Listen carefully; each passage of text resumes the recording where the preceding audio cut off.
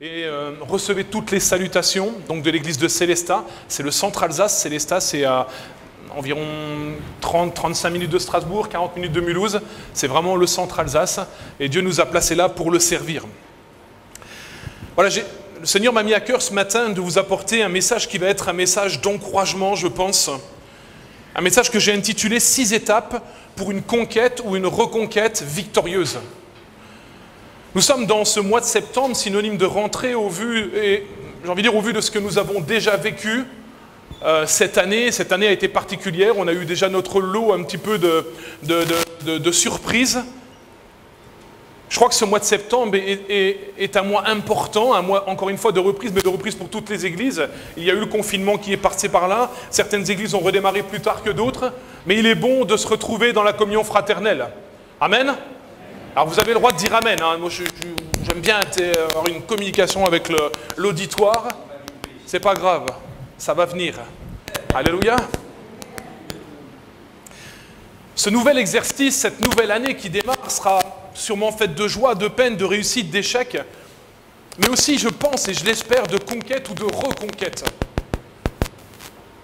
Il est peut-être temps pour certains de se relever, de relever la tête et d'aller,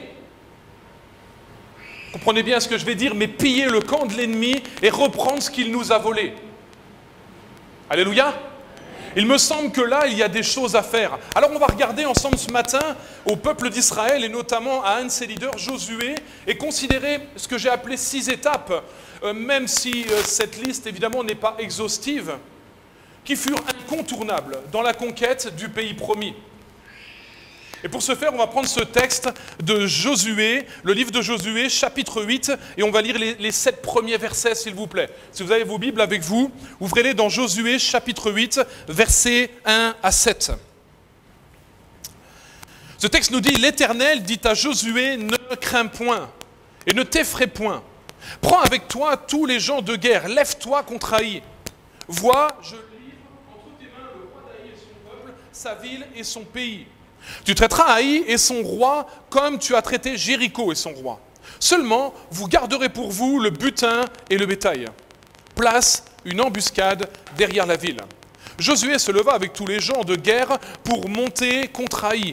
Il choisit 30 000 vaillants hommes qu'il fit partir de nuit et auxquels il donna cet ordre. « Écoutez, vous vous mettrez en embuscade, éloignez pas beaucoup de la ville, et soyez tous prêts.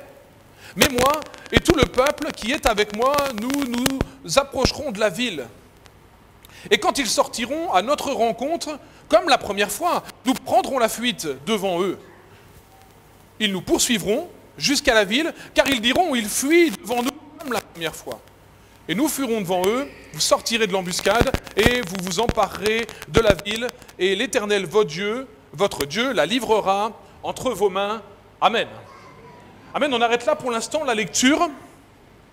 Ce passage fait suite à un événement qui a coûté cher au peuple d'Israël. Cet événement, c'est ce qu'on appelle le péché d'Acan. Il faut revenir au chapitre 7 du livre de Josué pour découvrir cette histoire et bien comprendre ce qui s'est passé. Alors que le peuple d'Israël, sous la conduite de Josué, vient de remporter une grande victoire sur la ville de Jéricho, l'Éternel leur dit d'aller contre la ville d'Haï. L'Éternel, en même temps, quand ils étaient à Jéricho, l'Éternel leur donne cet ordre de tout dévouer par interdit.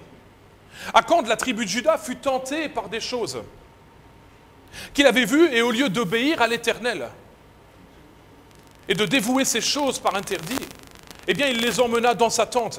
La colère de l'Éternel s'enflamma contre son peuple et ils furent défaits lors de la première. C'est pour ça que ce texte parle et dit comme la première fois, lors de la première conquête d'Haï. On va donc essayer de définir ensemble quelles furent les étapes qui ont permis à Josué et au peuple d'Israël non seulement de se relever de cette lourde défaite, mais en même temps de conquérir définitivement la ville d'Haï et toutes celles qui suivront. Alors mon premier point ce matin, il me semble qu'il y avait une stratégie. Beaucoup de commentateurs bibliques s'accordent pour dire que Josué est un grand stratège militaire. menant son peuple à bien des victoires. Il est donc, il me semble intéressant de considérer les stratégies qui ont été mises en place par Josué pour remporter ces victoires. Est-ce qu'il y a des gens ce matin, est-ce qu'il y a des frères et sœurs qui veulent remporter des victoires en 2020 et 2021 ? Amen. Alors ça vous intéresse ce matin.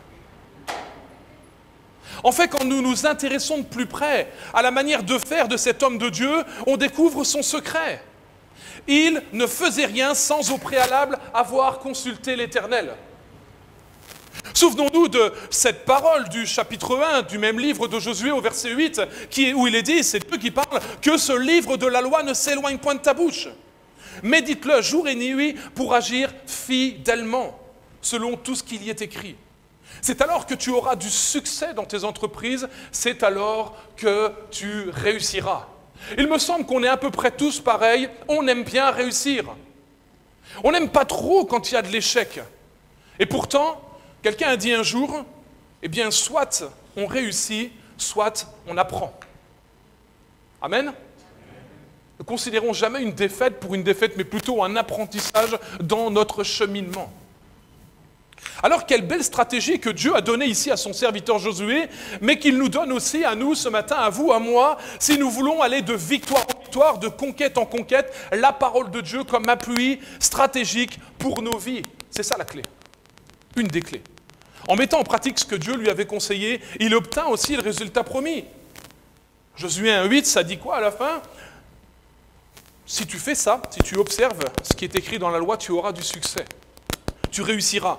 Un petit peu plus loin, Josué chapitre 6, 27, la Bible nous dit « L'Éternel fut avec Josué, dont la renommée se répandit dans tout le pays. » Amen. Il n'y avait pas seulement l'obéissance, mais il y avait aussi le fruit de l'obéissance.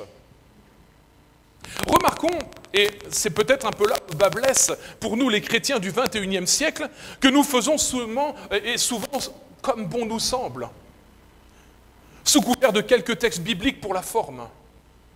Comme au temps des juges, il y a une phrase qui revient dans le livre des juges, qui résume le livre des juges. Eh bien, chacun faisait comme il lui semblait bon. Et puis, alors que nous agissons comme ça dans ce 21e siècle, et bien souvent, nous nous demandons, nous nous posons malheureusement les questions, mais pourquoi les promesses tardent ou même ne semblent pas s'accomplir ? Je cite ici le passage de Hébreux 6, versets 11 et 12, où il nous est dit « Nous désirons que chacun de vous montre le même zèle pour conserver jusqu'à la fin une pleine espérance, en sorte que vous ne vous relâchiez point. » Amen. Vous ne vous relâchiez point, mais que vous imitiez ceux qui, par leur foi et par la persévérance, héritent des promesses. Alléluia. Il s'agit ici de foi et de persévérance, mais en quoi ? En la parole de Dieu, en ce que Dieu nous a laissé. Les meilleures stratégies sont celles qui nous seront communiquées par Dieu dans la lecture quotidienne de la parole de Dieu, dans la prière et le jeûne, comme ça va avoir lieu juste après, dans la recherche de sa face, que nous mettrons en pratique par la foi et que nous affinerons par nos dons.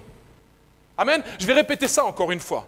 Les meilleures stratégies seront celles qui nous sont communiquées par Dieu lui-même dans la lecture quotidienne de la parole de Dieu, dans le jeûne, dans la prière, dans la recherche de sa face. Nous allons les mettre en pratique par la foi comme une parole qui vient de Dieu et en même temps nous allons pouvoir les affiner par les dons que Dieu nous a communiqués. Amen, ça vous va comme programme ça ? Ça paraît bien. Notre texte d'introduction ce matin a commencé par ces mots « L'Éternel dit à Josué » un petit peu plus loin, place une embuscade. La stratégie. Alors que Josué est en connexion avec son Dieu, Dieu lui donne clairement la stratégie. Et c'est celle qui fonctionne. Que son nom soit béni. Reconnaissons ce matin que si nos stratégies ne reposent pas sur Dieu lui-même, alors elles seront automatiquement vouées à rester stériles et même peut-être à l'échec. Deuxième point, il me semble, deuxième étape, après avoir une stratégie, eh bien, il me semble qu'on doit parler de sainteté. J'ai parlé en intro du péché d'Acan. C'est en outre à cause de sa désobéissance, de son péché, que le peuple d'Israël a subi une lourde défaite lors de sa première tentative de la prise d'Haï. Haï, c'est une petite ville, un tout petit bataillon au nord-ouest de Jéricho. Chers frères et sœurs, chers amis, ce matin, rappelons-nous que Dieu ne peut pas supporter le péché. C'est une réalité, peut-être la première réalité que nous devons comprendre en tant que chrétiens, enfants de Dieu, disciples. Dieu ne peut pas supporter le péché. À plusieurs reprises dans sa parole, il va le dire, « Vous serez saints car je suis saint, moi l'Éternel. » Il va aller jusqu'à abandonner son propre fils à la croix du calvaire. Au moment où Jésus est chargé de nos fautes, de nos péchés. Et on entend encore Jésus ce matin, avec ces paroles qui sont tirées du psaume 22, dire « Mais mon Dieu, pourquoi m'as-tu abandonné ?» Il y a une réalité dont nous ne sommes pas suffisamment conscients. C'est l'élévation de Dieu dans la sainteté.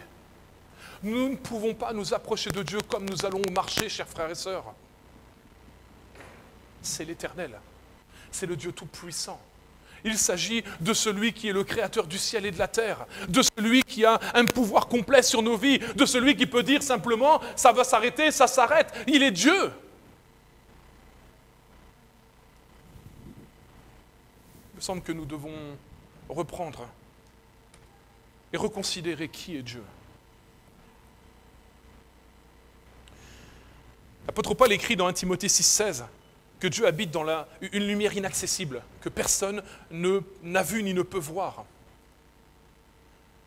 Le fait que nous ayons accès au moyen du sang de Jésus et que nous ayons la liberté de nous approcher de Dieu avec confiance n'enlève absolument rien à sa grandeur et à sa sainteté.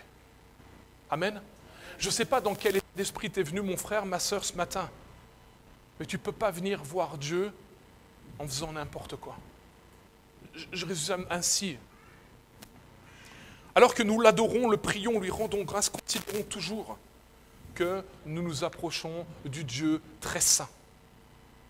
Et qu'une des premières caractéristiques que Dieu attend de nous, c'est la sainteté. Alléluia, la sainteté. Comprenons bien que si Dieu seul possède la perfection et la sainteté, et que nous en sommes évidemment très éloignés, eh bien, la révélation de la sainteté de Dieu nous fait comprendre et nous fait prendre conscience de notre impureté. Il y a des textes dans la parole qui en parlent. Considérons le prophète Ésaïe, l'apôtre Pierre, alors qu'il est avec Jésus, enfin, il n'était pas encore Pierre, hein, il était Simon, là, il était là avec Jésus dans la barque, ou Jean lors de ses visions. Ils ont tous été saisis de crainte et du sentiment d'indignité devant la gloire sainte du Dieu Tout-Puissant. Vous trouverez ces textes, Ésaïe 6, Luc chapitre 5 ou encore le premier chapitre de l'Apocalypse. Cependant, le Seigneur nous fait grâce de nous approcher de lui en nous purifiant de nos souillures. On a parlé de la grâce de Dieu tout à l'heure. Et en nous appelant à être participants à sa nature sainte divine. 2 Pierre 1, verset 3, sa divine puissance nous a donné tout ce qui contribue à la vie et à la piété, au moyen de la connaissance de celui qui nous a appelés pour sa propre gloire. Que son nom soit béni ce matin. Il est donc important de nous laisser sonder par Dieu. Il est primordial peut-être de faire la prière du psalmiste au psaume 133, où il dit « Sonde-moi, ô Dieu, et connais mon cœur ». Éprouve-moi et connais mes pensées. Est-ce qu'on a ce matin la liberté, mais en même temps la franchise, la transparence de se mettre devant Dieu et dire « Seigneur, sonde-moi, sonde mon cœur, sonde mes pensées, où que c'est que j'en suis réellement, je suis là ». On pourrait dire, les masques ce matin, on a tous des masques, ça tombe bien, mais quand même, il y a un moment devant le Seigneur, il faut qu'on soit vrai. Le psalmiste fait cette prière, « Sonde-moi, ô Dieu ». Parce que, chers frères et sœurs, si tu veux être sûr que Dieu agrée ta vie, il faut que Dieu puisse l'agréer. Et pour pouvoir l'agréer, il faut que tu puisses être mis comme à nu devant lui, ton cœur, ta vie. La sainteté, un point très important. Laissons le Saint-Esprit scruter nos sentiments les plus secrets. Je dirais que ce matin, l'héroïsme ne suffit pas. Il faut purifier nos cœurs de tout ce qui est caché, de tout ce que nous cachons à Dieu et même aux hommes. D'ailleurs, il est plus facile de cacher des choses aux hommes qu'à Dieu. Troisième étape, la persévérance. Après cette défaite, Josué, c'est un lapsus, va perdre courage et va se laisser aller à une certaine dépression. Nous lisons Josué, chapitre 7, versets 6 à 9, juste avant le texte que nous avons lu ce matin. Josué déchira ses vêtements et se prosterna jusqu'au soir, le visage contre terre, devant l'arche de l'Éternel et les anciens d'Israël. Ils se couvrirent la tête de poussière. Josué dit, « Ah, Seigneur éternel, pourquoi as-tu fait passer le Jourdain à ce peuple pour nous livrer entre les mains des Amoréens et nous faire périr ?» Ici, Josué, il ne comprend plus rien à ce qui se passe. Je dis en introduction, c'est un chef de guerre. Il mène le peuple d'Israël de victoire en victoire. Et là, dès qu'il subit une défaite, il est dans le découragement, dans l'abattement. Il entre dans une dépression. Il ne veut plus se relever. Gloire soit rendue à Dieu de ce que Dieu ne laisse jamais ses serviteurs dans la dépression. Alléluia. Je vous cite quelques exemples ce matin, mais très rapidement. Rappelons-nous de comment Dieu a soutenu Élie dans le désert, de comment il a soutenu son serviteur Daniel, et même encore Jésus à Gethsémanée. La Bible nous dit que Dieu envoya des anges pour les fortifier. Alors ce matin, vous n'allez peut-être pas voir un ange s'asseoir à côté de vous, mais par contre, il y a un frère, une sœur, qui peut être cet ange que Dieu vous envoie pour vous fortifier. Et c'est là toute la raison d'être de l'Église, toute la raison d'être de la communion fraternelle, toute la raison d'être de la maison de Dieu, du rassemblement des chrétiens. Nous avons besoin les uns des autres. Et Dieu ne laisse pas son serviteur comme ça. Josué 7,13, Dieu dit clairement, lève-toi. Tu ne vas pas rester comme ça, c'est pas fini, j'en ai pas fini avec toi. Lève-toi. Et tu diras, sanctifiez-vous pour demain. Car ainsi parle l'Éternel, le Dieu d'Israël, il y a de l'interdit au milieu de toi. On revient à ce que je disais sur la sainteté tout à l'heure. Tu ne pourras résister à tes ennemis jusqu'à ce que vous ayez ôté l'interdit du milieu de vous. Je fais une petite remarque très rapide. N'oublions pas quand même qu'il y a ici un combat spirituel comme dans nos vies de tous les jours. Et s'il est bien des armes favorites du diable, de l'ennemi de nos âmes, c'est le découragement et l'intimidation. Et souvent, ça nous tombe dessus. Nous ne sommes pas, dans la vie chrétienne, dans une petite scène bucolique au bord d'un lac. Chers frères et sœurs, nous sommes dans une guerre spirituelle. Mais, gloire soit rendue à Dieu, c'est que le chef de l'armée de l'Éternel combat pour nous. Alléluia. Nous avons donc besoin de toute la grâce de Dieu pour pouvoir nous relever et recommencer où ça n'a pas fonctionné. Je crois que les défaites d'hier deviennent des victoires pour demain. Alléluia. Les défaites d'hier, vos défaites d'hier peut-être, les défaites peut-être, mon frère, ma soeur, sur lesquelles tu es resté, tu t'es pas encore relevé, tu es comme fatigué, tu ne sais pas si ça va marcher, eh bien crois par la foi que c'est en train de préparer une grande victoire pour demain. Parce que ton Dieu ne t'a pas abandonné. Que son nom soit béni. Josué va de nouveau préparer une attaque contre Haï, et cette fois, sur ordre de l'Éternel, elle va être couronnée de succès. On a retrouvé ces mots sur une paroi d'une cellule à Cologne. Ce texte disait « Je crois au soleil même quand il ne brille pas. Je crois à l'amour même quand je n'en ai pas la preuve. Et je crois en Dieu même quand il se tait et que je ne le vois pas. » Chers frères et sœurs, est-ce que vous pouvez confesser ces choses ce matin? Parce que souvent c'est le cas. Mais Dieu a promis dans sa parole que chaque jour il serait avec nous. Amen. Si toutefois, évidemment, nos cœurs sont au diapason avec sa parole. Nelson Mandela a dit ceci, le seul échec, c'est abandonner, de lâcher, de laisser tomber. Le reste, autres épreuves, etc., peuvent devenir ce qui nous forme, nous transforme et nous prépare à des choses bien plus grandes. Oh, moi j'aime cette citation. Je vais l'écrire là dans mon bureau. Parce que tout ce qui m'arrive, c'est en train de me préparer et de me transformer à quelque chose de bien plus grand. Vous voulez saisir par la foi ça ce matin? Vous dire, mais l'Éternel marche avec moi. Nos victoires, aussi petites soient-elles à nos yeux, sont de la plus haute importance. Pourquoi je dis ça? Simplement parce que la ville d'Haï, elle était tout petite, mais c'était un bataillon avancé des Philistins. Un bataillon avancé. Et il fallait prendre cette ville. C'était important, même si c'était en rien comparable avec Jéricho. Mais il fallait prendre cette ville. Les victoires que tu remportes chaque jour, même si elles sont petites, elles sont de la plus haute importance. Elles sont de la plus haute importance. Quatrième étape, la foi. Josué et son compagnon Caleb restent deux modèles de foi et d'enthousiasme dans la conquête de Canaan. On connaît bien les textes. On pourrait dire Josué, ok, avec tout ce que le pasteur est en train de dire, c'est vrai que ça paraît être quelqu'un, mais Caleb, lui, ne va pas avoir fait un rapport positif. Pourtant, c'est bien lui qu'on retrouve 40 ans plus tard. Toujours animé de la même foi pour réclamer à Josué sa part d'héritage. Chers frères et sœurs, excusez-moi le terme, mais est-ce que tu as encore la niaque ce matin pour aller réclamer à Dieu ta part d'héritage? Alléluia! C'est ça qui doit nous animer, le zèle. Je ne sais pas si vous le saviez, mais le deuxième nom du pasteur François, c'est Caleb. C'est quelqu'un qui lâche rien. C'est quelqu'un qui lâche rien. Alléluia. Plus de 40 ans plus tard, il est là, il réclame toujours sa part d'héritage. Que le nom du Seigneur soit béni. Alléluia. La Bible nous affirme en Hébreux 11, verset 6, « Sans la foi, il est impossible de lui être agréable. » 1 Jean 5, verset 3 à 5, « Car l'amour de Dieu consiste à garder ses commandements. Et ces commandements ne sont pas pénibles, parce que tout ce qui est né de Dieu triomphe du monde. Et la victoire qui triomphe du monde, c'est notre foi. » Alléluia. Quelle belle promesse. Si nous croyons dans les promesses de Dieu, alors nous sommes déjà plus que vainqueurs. Je ne sais pas comment tu es venu ce matin, mais tu repars plus que vainqueur dans le nom de Jésus-Christ. Alléluia. C'est ça qui est important.